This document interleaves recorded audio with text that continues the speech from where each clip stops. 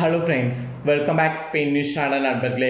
இன்றைக்கி இந்த வீடியோவில் மிக முக்கியமான ஒரு ஆன்மீக பரிகாரத்தை தான் இப்போ இந்த வீடியோவில் அதிரடியாக பார்க்க போகிறோம். அதிரடியாக பார்க்குறதுக்கு முன்னாடி எதை பற்றிய ஆன்மீக பரிகாரம் பார்க்க போகிறோங்கிறத இன்ட்ரோவில் ஷேர் பண்ணுறேன். எதை பற்றிய ஆன்மீக பரிகாரம் பார்க்க போகிறோங்கிறத இன்ட்ரோவில் தெரிஞ்சுக்குங்க. தற்போது நாளை நாள் பார்த்திங்கன்னு வச்சுங்களேன், ஒரு அதிமுக்கியமான நாளாக வருது. நாளை நாள் தேதி செப்டம்பருடைய 21ஆம் நாள். அதே போல் தமிழ் மாதம் 6வது மாதமான புரட்டாசியுடைய 5ஆம் நாள். கிழமை நாளை நாள் ஞாயிற்றுக்கிழமை. அதே போல் நாளை நாள் சிறப்பான திதி பார்த்திங்கன்னா அமாவாசை வருது. நாளை நாள் புரட்டாசி மாதத்தில் மகாலயபட்சத்தில் அமாவாசையானது வருது. இது சாதாரண நாள் கிடையாது. இது ரொம்பவே சிறப்பான நாள் என்று சொல்லலாம். ஸோ அமாவாசைங்கிறது முன்னோர்களை வழிபாடு செய்ய உகந்த நாள். ஒவ்வொரு மாதமும் அமாவாசை வரும்போது முன்னோர்களை வழிபாடு செய்யாமல் இருக்கக்கூடாது. அவர்களுக்கென திதி தர்ப்பணத்தெல்லாம் கொடுத்து அவங்களுக்கு பிடிச்சதை படையல் போட்டு வழிபாடு செய்கிறது ரொம்ப முக்கியம். அதில் ஒவ்வொரு மாதம் அமாவாசையை மிஸ் பண்ணியிருந்தாலும் புரட்டாசியில் நாளை நாள் வரக்கூடிய மகாலயபட்ச அமாவாசையை மட்டும் மிஸ் பண்ணக்கூடாது. ஏன்னா இந்த புரட்டாசியில் வரக்கூடிய அமாவாசை தான் மற்ற எல்லா அமாவாசையை விட பெரிய அமாவாசை என்று அழைக்கப்படுது. இந்த அமாவாசையில் 15 நாட்கள் பார்த்திங்கன்னு வச்சுக்கோங்களேன், தர்ப்பணம் கொடுக்கறது சிறப்பு. அதனால் இந்த மகாலயபட்ச அமாவாசை ஒரு சிறப்பான அமாவாசையாக கருதப்படுது. இந்த அமாவாசையில் முன்னோர் வழிபாடு செய்கிறது மட்டும் இல்லாமல் குலதெய்வத்துடைய அருளை பெறுவது ரொம்ப சிறப்பு. குலதெய்வத்துடைய அருள் கிடைக்காம இருக்கிறவங்க குலதெய்வத்துடைய அருள் கிடைக்கிறதுக்கு இந்த அமாவாசையில் குலதெய்வத்தை வீட்டுக்கு வரவழைக்கக்கூடிய ஒரு தாந்திரிக பரிகாரத்தை தான் சொல்ல போகிறேன். ஸோ இந்த பரிகாரம் சிம்பிளாக இருந்தாலும் இதை செய்திங்கன்னா குலதெய்வம் உங்கள் வீட்டுக்கு வரும். குலதெய்வம் ஏதாவது உங்கள் மேலே கோபமாக இருந்தால் அந்த கோபங்கள் நீங்கும். ஸோ அதுக்கு என்ன பரிகாரம் செய்யணும் அப்படிங்கிறத தான் இந்த வீடியோவில் இப்போ சொல்ல போகிறேன். ஸோ வீடியோவை பார்க்கக்கூடியவங்க வீடியோவை ஸ்கிப் பண்ணாமல் பாருங்கள். குலதெய்வ பேரே உங்களுக்கு தெரியும்னாலும் இந்த பரிகாரம் செய்திங்கன்னா குலதெய்வத்துடைய பேரை தெரிந்து கொள்ளலாம். ஸோ குலதெய்வத்தை பற்றி தெரியாதவங்க, குலதெய்வ அருள் பெறணும்னு நினைக்கிறவங்க கண்டிப்பாக இந்த வீடியோவை ஸ்கிப் பண்ணாமல் பாருங்கள். நான் சொல்லப்படக்கூடிய இந்த பரிகாரத்தை நம்பிக்கையோடு செய்து பலன் பெறுங்க. ஸோ குலதெய்வத்துடைய அருள் கிடைக்க மகாலய அமாவாசையில் இந்த பரிகாரம் செய்யணுங்கிறது குறிப்பிடப்படுது. ஆக்சுவலி முன்னோர்களுடைய ஆசீர்வாதத்தை பெறுவதற்கு உதவக்கூடிய ஒரு தினமாக திகழ்வது தான் புரட்டாசி அமாவாசை. இதை தான் மகாலய அமாவாசை என்று கூறப்படும். இந்த அமாவாசையான நாளை நாள் முன்னோர்கள் அருளை பெறுவதோடு மட்டும் இல்லாமல் குலதெய்வத்துடைய அருளையை பெறுவதற்கு சில எளிமையான பரிகாரங்கள் இருக்குது. அந்த பரிகாரங்களில் ஒன்றை தான் இந்த ஆன்மீக வீடியோவில் சொல்ல போகிறேன். இதை நீங்கள் நல்லா தெரிஞ்சு இதை நீங்கள் பண்ணிங்கன்னா குலதெய்வத்துடைய அருள் கிடைக்கும். சரி, இப்போ மகாலய அமாவாசையில் குலதெய்வ அருள் கிடைக்க செய்யக்கூடிய பரிகாரம் பார்க்கலாம் வாங்க. பொதுவாகவே குலதெய்வ வழிபாட்டை பௌர்ணமி அமாவாசை தினங்களில் மேற்கொள்வது என்பது சிறப்பு. அதிலும் குலதெய்வத்துடைய அருளை பரிபூர்ணமாக பெற வேண்டும் என்பதற்காக செய்யக்கூடிய பரிகாரங்களை நாளை தினத்தில் மேற்கொண்டோம் என்றால் அதற்கு அதிக அளவில் பலன் கிடைக்கும் என்று கூறப்படுது. அமாவாசையில் சிறப்பு மிகுந்ததாக திகழக்கூடியது இந்த புரட்டாசியில் நாளை நாள் வரக்கூடிய மகாலய அமாவாசை தான். இந்த அமாவாசையில் செய்யக்கூடிய பரிகாரத்திற்கு அதிக அளவில் பலன் கிடைக்கும் என்பது கூறப்படுது. இந்த பரிகாரத்தை அமாவாசைக்கு முதல் நாளான இன்றைக்கே செய்ய வேண்டும். முதல் நாள் இன்னைக்கு இரவு படுக்க செல்வதற்கு முன் பூஜையில் சில குறிப்பிட்ட பொருளை எடுத்து வைக்க வேண்டும். மறுநாள் நாளை நாள் அமாவாசை தினத்தன்று சாதாரணமாக எப்பொழுது போல் வழிபாடு செய்தால் போதும். இதற்கு முதல் நாள் அதாவது இன்னைக்கு பார்த்திங்கன்னு வச்சுக்கோங்களேன், என்ன பண்ணுங்கிறத சொல்கிறேன், தெளிவாக தெரிஞ்சுக்குங்க. இன்றைக்கி இந்த பரிகாரம் இரவு 8 மணிக்கு மேல் செய்யுங்க.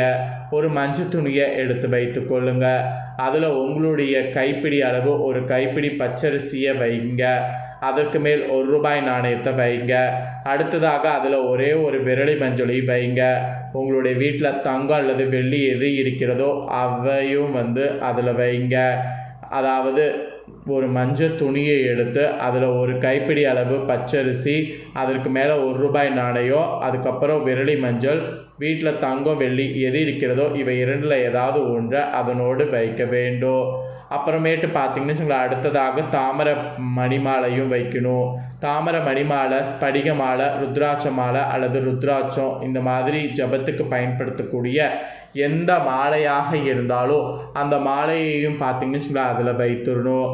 அந்த மஞ்சள் துணியில் இப்போ நான் சொன்ன இந்த பொருட்களாக வைத்து மூட்டையாக கட்டி குலதெய்வத்துடைய பேரை சொல்லி அதை வந்து உங்கள் பூஜை அறையில் வந்து குலதெய்வத்திட்ட வச்சுக்கிற மாதிரி நீங்கள் வந்து பூஜை அறையில் குலதெய்வத்துடைய பேரை சொல்லி வைத்திடணும்.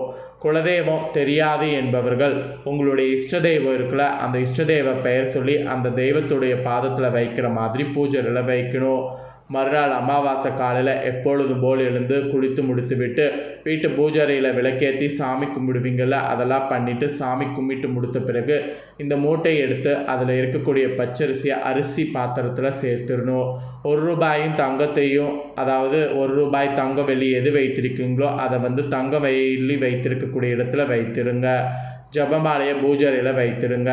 அந்த மஞ்சள் துணி வந்து மீதம் இருக்குல்ல, அதாவது விரலி மஞ்சள், அப்புறமேட்டு வந்து 1 ரூபாயெலாம் இருக்குல்ல, அந்த விரலி மஞ்சள்லாம் வந்து வீட்டின் நிலைவாசலில் கட்டி விடுங்க. அடுத்த அமாவாசை தினத்தன்று இந்த விரலி மஞ்சளை எடுத்து கால்படாத இடத்துல போட்டு விடுங்க. இப்படி செய்வதன் மூலம் குலதெய்வத்துடைய அருளும் இஷ்ட தெய்வத்தினுடைய அருளும் உங்களுக்கு பரிபூர்ணமாக கிடைக்கப்பெறும். அதுக்கப்புறம் உணவிற்கு எந்த ஒரு குறையும் இருக்காது. பணவரவில் இருக்கக்கூடிய தடைகள்லாம் வந்து அனைத்தும் நீங்கும். தங்க வெள்ளி தாராளமாக வந்து சேரும். வீட்டுக்குள்ளேயும் எந்தவித எதிர்மறை ஆற்றல்களும் நுழையாது. நம்ம செய்யக்கூடிய பூஜைகள் முழுமையாக வெற்றியடையும். அதுதான் இந்த பரிகாரத்துடைய சிறப்பு மிகுந்த எளிமையான பரிகாரங்களை கரெக்டாக நாளில் செய்யும் பொழுது இதன் பலன் இன்னும் அதிகமாக கிடைக்கும். முழு நம்பிக்கையோடு இந்த பரிகாரத்தை அமாவாசையில் செய்து அனைத்து விதமான பலன்களை பெறணுங்கிறது தான் உங்களுக்கு சொல்ல வரேன். ஸோ தெளிவாக தெரிஞ்சிருப்பீங்க. தெரிஞ்சதுக்கேற்ப நடந்து பயன் பெறுங்க. அப்புறம் பணத்தை ஈர்க்கக்கூடிய ஒரு முக்கியமான ஒரு இதையும் வந்து உங்களுக்கு சொல்ல போகிறேன். அதையும் நீங்கள் தெரிஞ்சுக்கிட்டு அதையும் நீங்கள் பண்ணிங்கன்னா கண்டிப்பாக பணம் உங்களுக்கு ஈர்க்கும். ஆக்சுவலி நாள் பார்த்திங்கன்னு வச்சுக்கோங்களேன், ஒரு அதிசயமான நாள். உங்களுடைய பணப்பிரச்சனை தீர்த்து வைக்க இந்த நாளுக்கு பின்னால் மறந்திருக்கக்கூடிய ரகசியம் வந்து ரொம்ப முக்கியம். பண சம்பந்தப்பட்ட பிரச்சனைகள் தீர வேண்டும் என்றால் நாளை இரவு பார்த்திங்கன்னு வச்சுக்கோங்களேன், தூங்குவதற்கு முன்பு நீங்கள் உச்சரிக்க வேண்டிய ஒரு இது இருக்குது. அதை இந்த வீடியோவில் வந்து சொல்ல போகிறேன். அதை தெரிந்து கொண்டு மறக்காமல் அதை செய்யுங்க.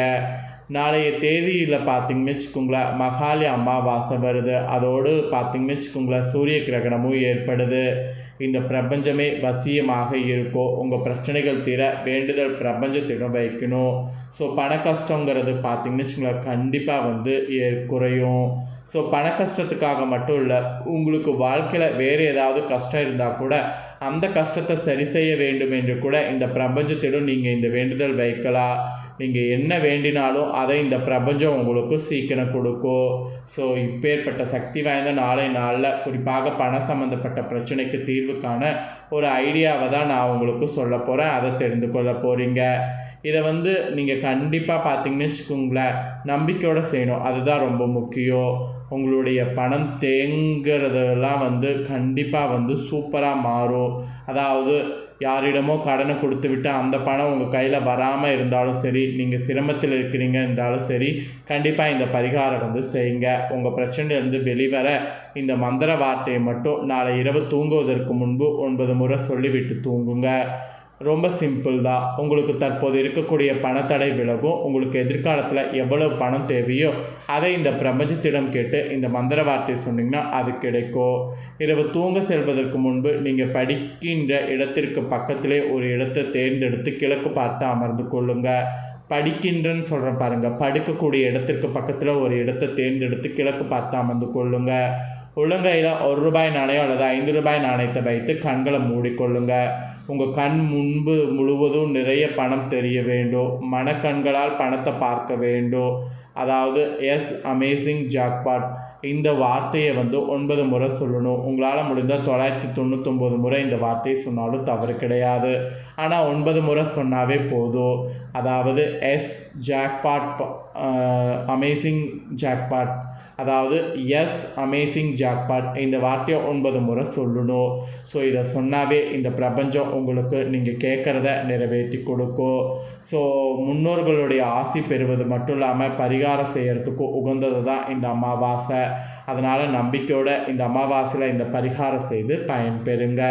ஸோ இதை நீங்கள் பார்த்தது போல் உங்கள் ஃப்ரெண்ட்ஸ் ஃபேமிலியில் இருக்கிறவங்க பார்த்து அவங்களும் பயன்பெறணும்னு நினச்சிங்கன்னா வீடியோ லைக் பண்ணி ஷேர் பண்ணுங்கள்.